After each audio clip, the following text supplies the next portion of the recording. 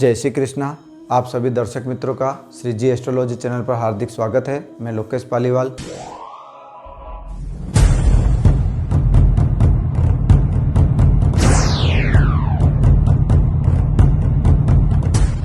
मित्रों, आज रक्षाबंधन का त्यौहार मनाया जा रहा है और इस रक्षाबंधन के त्यौहार की आप सभी को पहले तो हार्दिक शुभकामनाएं और बधाई।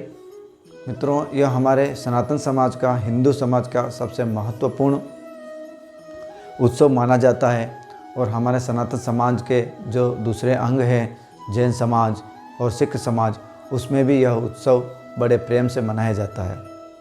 मित्रों, इस उत्सव को जब प्रारंभ किया गया था तो इसका बड़ा ही महत्वपूर्ण तरीके से इसे प्रारंभ किया गया था। लेकिन मित्रों, आज टीवी संस्कृति ने हमारे उत्सवों के ऊपर जो तरह तरह के विज्ञापन देने शुरू किए गए हैं, उन विज्ञापनों में मित्रों उन्होंने फुहरता की सीमा को लांघ दिया है। कुछ भी अनाप शनाप हमारे उत्सवों के बारे में वो बताते रहते हैं और जो कि उन उत्सवों से वह जुड़ा हुआ नहीं रहता है, उन त्योहारों से वह जुड़ा हुआ नहीं रहता है। मित्रों, हमारे जितने भी त्यौहार हैं वह पवित्रता की चरम सीमा को प्राप्त करते हैं। हमारे त्यौहार प्रकृति के साथ, प्रकृति से समन्वय बनाकर समाज को बांधने का कार्य करते हैं। हमारे जो जितने भी त्यौहार और उत्सव हैं मित्रों, जो हर्षोल्लास से मनाए जाते हैं, उनका एक अलग ही नज़रिया हिंदू समाज में, सनातन समाज में देखा जाता है वृहद रूप में।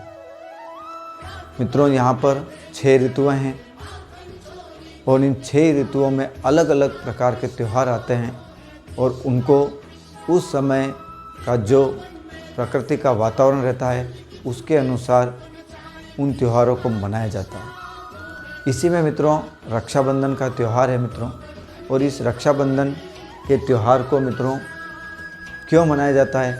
क्योंकि रक्षाबंधन के त्यौहार की जो प्रथा है मित्रों, ये कब से शुरू हुई, हमारे बहुत सारे हिंदू भाई बहनों को, सनातन समाजियों को मालूम ही नहीं है यह त्यौहार क्यों मनाया जाता है और कब शुरू हुआ।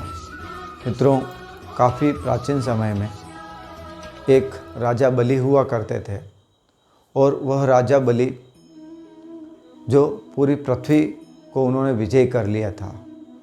उस राजा बलि का साम्राज्य काफ़ी फैला था। देवताओं को भी लगभग उन्होंने अपने आगोश में ले लिया था। तो मित्रों, वह राजा बलि जो थे वो काफ़ी दयालु भी थे और दानवान थे, बहुत बड़े दानी थे। कुछ भी दान कर देते थे। अगर कोई उनके द्वार पे जाता था तो खाली हाथ, अपनी मन की इच्छा के अनुसार खाली हाथ कभी नहीं लौटता था। तो भगवान विष्णु ने भी उसी रूप में वामन अवतार लिया और वामन अवतार लेकर राजा बलि के पास गए और राजा बलि से 3 पैर भूमि का वरदान मांगा। तो पहले तो राजा बलि हंसे और फिर उसके बाद में उन्होंने कहा कि हे ब्राह्मण देव, 3 पैर आप क्या करेंगे? 3 पैर भूमि से आपका क्या होगा? जाइए, मैं आपको, आप कहें उतनी अथाह भूमि देता हूँ। लेकिन भगवान माने नहीं। भगवान ने कहा, नहीं राजन, मुझे केवल 3 पैर भूमि ही चाहिए। तो राजा बलि ने कहा, ठीक है, जैसे आपकी इच्छा। और उन्होंने 3 पैर भूमि वामन देव को दान में कर दी। जब वामन देव को उन्होंने 3 पैर भूमि दान में की, तब भगवान विष्णु अपने असली अवतार में आए और उन्होंने अपना विराट रूप धरा और उस विराट रूप में एक पैर से एक लोक को और दूसरे पैर से दूसरे लोक को, दोनों ही लोकों को उन्होंने 2 पैर से माप लिया। लेकिन क्योंकि राजा बलि ने उनको 3 पैर का वरदान दिया था, तो तीसरा पैर कहाँ रखे? तो फिर राजा बलि ने कहा, तीसरा पैर मेरे सिर पर रखिए। तो भगवान विष्णु ने तीसरा पैर राजा बलि के सिर पर रखा और भगवान विष्णु उनसे प्रसन्न हो गए। तब राजा बलि ने भगवान विष्णु को कहा कि हे प्रभु, मेरा तो अब सब कुछ आपके पास है और मैं आपसे कुछ मांगना चाहता हूँ। भगवान ने कहा, प्रेम से, इच्छा से जो भी मांगना है मांगो। तो उन्होंने कहा, प्रभु मैं चाहता हूँ कि आप भी मेरे साथ में पाताल लोक चलें, क्योंकि यहाँ तो दोनों ही लोक आपने मेरे से ले लिए हैं। तो अब आप पाताल लोक चलें, मेरे साथ रहिए। भगवान ने उसकी ये विनती स्वीकार कर ली और वह पाताल लोक चले गए। पाताल लोक भगवान विष्णु राजा बलि के साथ रहने लगे। तो इससे भगवान विष्णु की अर्धांगिनी माँ लक्ष्मी वह काफ़ी चिंतित हो गई, क्योंकि भगवान पाताल लोक में और माता जी स्वर्ग लोक में, तो बहुत समस्याएं होने लगी। तो इसके लिए फिर माता जी ने गरीब महिला का रूप धरा और गरीब महिला का रूप धरने के बाद वह राजा बलि के पास गई और राजा बलि के पास गई तो एक धागा लेके गई और उस धागे को उन्होंने राजा बलि की कलाई पर बांधा था। जब राजा बलि की कलाई पर यह धागा बांधा तो ये धागा बांधने के बाद उन्होंने राजा बलि से कुछ इच्छा प्राप्ति के लिए मांगा था। तो राजा बलि ने कहा, माते मेरे पास में तो कुछ है नहीं, लेकिन फिर भी आप जो चाहें मेरे सामर्थ्य के अनुसार आप ले सकती हैं, क्योंकि अब आप मेरी बहन हो चुकी है।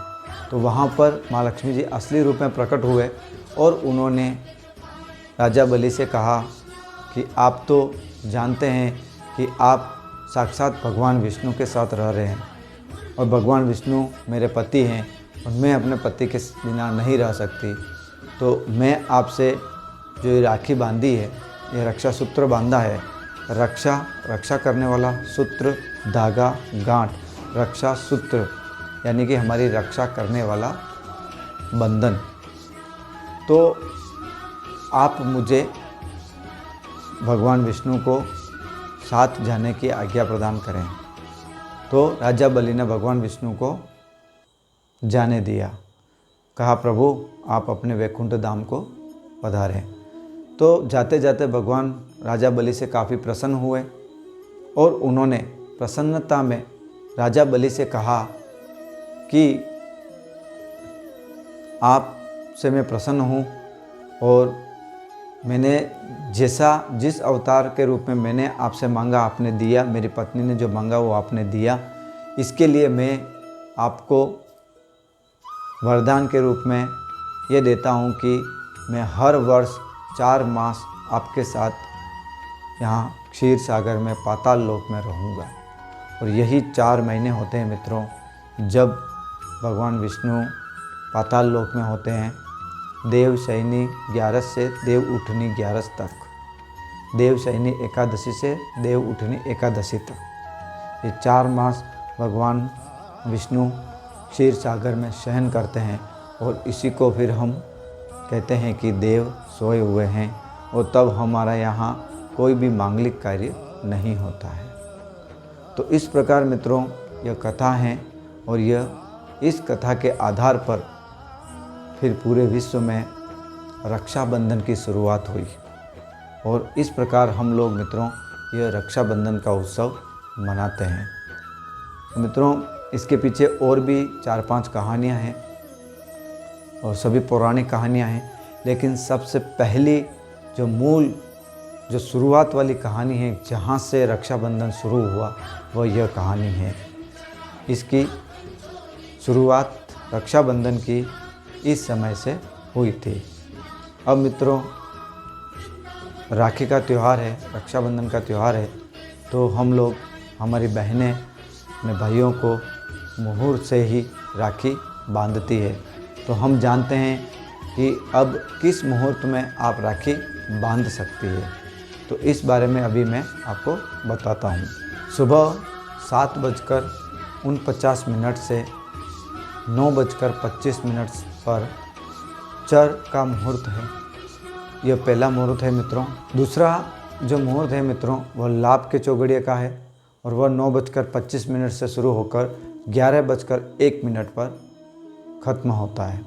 तीसरा मुहूर्त जो है मित्रों वह है 11:01 से लगाकर 12:37 तक। यह अमृत का मुहूर्त है मित्रों। और इसके बाद में मित्रों जो दिन के मुहूर्त है वह मैं आपको बताता हूँ। दिन में शुभ का मुहूर्त है मित्रों 2:13 से 3:49 तक। अभिजीत मुहूर्त है मित्रों 12:11 से 1:03 तक। यह अभिजीत मुहूर्त है मित्रों। सायं का शुभ का मुहूर्त है मित्रों 7:02 से 8:26 तक। अमृत का मुहूर्त है मित्रों 8:26 से 9:50 तक। चर का मुहूर्त है मित्रों 9:50 से 11:13 तक। पूर्णिमा रहेगी मित्रों सायं 5:31 तक। पूर्णिमा समाप्त हो गई। यह जो मैं समय बता रहा हूँ मित्रों यह मैं श्रीनाथ जी का समय बता रहा हूँ। श्रीनाथ जी का जो स्थानिक समय है वो समय बता रहा हूँ। आप अपने स्थान का स्थानिक समय की गणना उस हिसाब से ले सकते हैं। तो इस प्रकार मित्रों आप भी बड़े प्रेम और हर्षोल्लास से रक्षाबंधन का त्यौहार मनाएं। और इस त्यौहार को जो मनाया जाता है आज के परिप्रेक्ष्य में भाई और बहन के रूप में मनाया जाता है। बहन भाई के हाथ में रक्षा सूत्र बांधती है और उसके बदले में भाई बहन को उसकी रक्षा करने का वचन देता है कि मैं इस रक्षा सूत्र से जीवन भर तुम्हारी रक्षा करूंगा, तुम्हारे हितों की, तुम्हारे अधिकारों की, तुम्हारे सब प्रकार के जो भी अधिकार हैं उन सब की मैं रक्षा करने वाला हूँ। तुम्हारे सुख दुख में मैं काम आने वाला हूँ। इसका वचन भाई इस राखी के त्यौहार पर, इस रक्षाबंधन के त्यौहार पर देता है। हालांकि आजकल हमने इसको सीमित अवसर में कर दिया है कि राखी बंधाई, पैसे दिए, कोई गिफ्ट दिया और बात ख़त्म। ऐसा नहीं है मित्रों। इसका बहुत गूढ़ महत्व है और उस बात को हमें समझने की ज़रूरत है। जैसा कि मैंने पहले कहा कि कुछ कंपनियां हैं जो कहीं अपनी चॉकलेट, कहीं अपने ड्राई फ्रूट देने के लिए रक्षाबंधन के तरह तरह के विज्ञापन लेके आ जाती है। मित्रों रक्षाबंधन यहाँ तक नहीं है। रक्षाबंधन का अलग ही महत्व है। भाई बहन के बीच में जो प्रेम का धागा है उस धागे को और मजबूत करने के लिए ये रक्षाबंधन बांधा जाता है मित्रों। न कि केवल इसकी एक फॉर्मेलिटी की जाती है कि भाई बहन आई, राखी का जो रक्षा सूत्र बांधा और बदले में भाई ने हैसियत के अनुसार किसी ने 500 दिया, किसी ने 2500 दिया, किसी ने 25,000 दिया, किसी ने 25 लाख दे दिया। तो वो हैसियत के अनुसार वो दे देते। ये क्या है? ये भौतिकवाद है। ये सिर्फ और सिर्फ दिखावा है मित्रों। गिफ्ट तो वहाँ पर भाई की तरफ से इसलिए दिया जाता है मित्रों, और वह भी प्रेम पूर्वक गिफ्ट दिया जाता है। ज़्यादातर गिफ्ट में स्त्री को, जो उसकी बहन होती है, बहन को पौराणिक जो मान्यता के अनुसार उसके सुहाग के जो वस्तुएं होती है, जैसे साड़ी हो गई या सुहाग की और वस्तुएं हो गई या सुहाग का कोई गहना हो गया, वह देकर कि भाई ये नेक के रूप में दिया है मैंने, बाकी रक्षा तो मैं जीवन भर तुम्हारी करूँगा। क्योंकि बहन घर से खाली हाथ नहीं जानी चाहिए, इसके लिए ये चीज़ें दी जाती है। लेकिन यहाँ पर दिखावा नहीं होना चाहिए। ये नहीं होना चाहिए कि मैं इतना पैसे वाला, या मैं कितना दे रहा हूँ, मैं कितना नहीं दे रहा हूँ। और बहन भी इस अपेक्षा से नहीं जानी चाहिए कि भाई कितना देगा, भाई से कितना लेना है। बहन की अपेक्षा तो यही रहनी चाहिए कि भाई मेरे बुरे समय में, बुरे दौर में, कठिन समय में मेरे साथ कंधे से कंधा मिला के खड़ा होगा, मेरी रक्षा करेगा। इस निमित्त से बहन को जाना है और इस निमित्त से ही भाई को भी बहन से अपना रक्षा सूत्र बंधवाना है। तो इस प्रकार मित्रों ये पवित्र बंधन है, इसको मनाएं, अवश्य मनाएं रक्षाबंधन का। और त्योहारों का सीज़न है। भारत देश तो वैसे भी त्योहारों का देश कहा जाता है। तो एंजॉय लीजिए। धन्यवाद।